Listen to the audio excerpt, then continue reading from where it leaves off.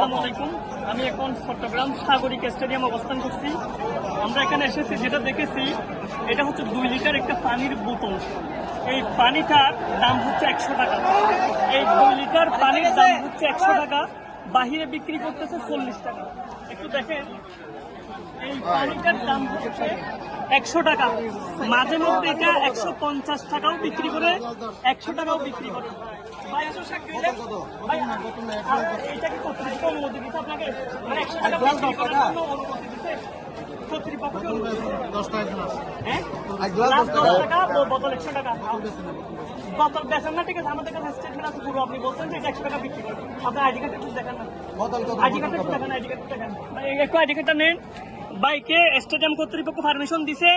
এই বোতলটা আমরা 100 টাকা দিয়ে ক্রয় করছি এবং মাঝে মধ্যে এটা 150। আমরা কিনছি 100 টাকায়। এটা হচ্ছে 100 টাকা, আর এটা হচ্ছে আমরা 100 টাকায় কিনছি।